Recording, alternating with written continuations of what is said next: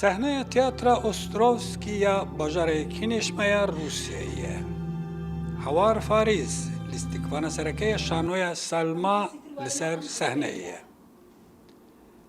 اکتریسا کرد به زمان دایک به هستاتیه که به همپا به هست و حرکتن بدن خوابه کارستا انفاله شتماشوان روس و پسپورن شانوی را ودیکه.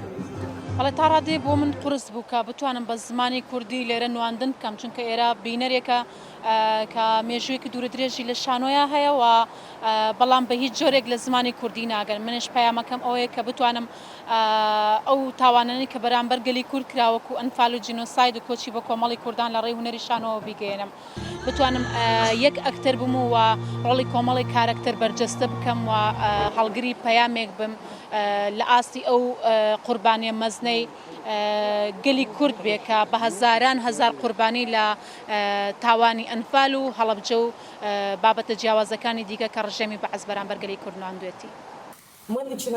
كما حواري بالشانوية سلما بشترية هشتمين فيستيفال نفدولتية شانوية أوستروفسكي فيستا تنبا 10 بلاتان دانو نارتية كردستان و إراقي كريه. أرمانجا سركة حوارا قربانيين أنفالي دستيوه هشتمين ساليا ديودا بريا شانوية بگهينن جهاني. روسيا شيشك لو وڵاتە زلهێزانی کە دەبێت زەرورە و گرنگە جینۆسایدەکانی کورد بە ئەحساس و بە جلوبەرگ و بە ڕووناکی و مۆسیقا و سینۆگرافیایەکی کوردانە ببینێ.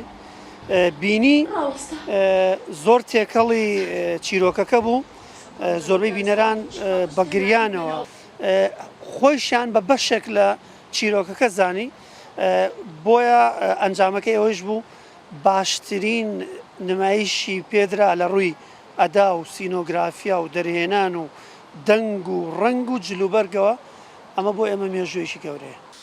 أوستروفسكي فيست فيستيفالك نافنتوية فورمين شانوية أودية.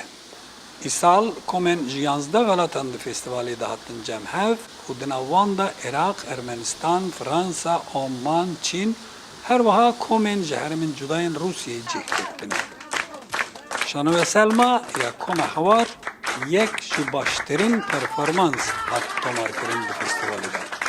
موزیک همون موزیک کردی بو، مورکی کردی پیو دیار بو، شانوخیش یعنی براستی سرکوتوی چی بخو بینی، یعنی هر بتصپلا رزان و بگریان یعنی اشتکان برزسته کرابون.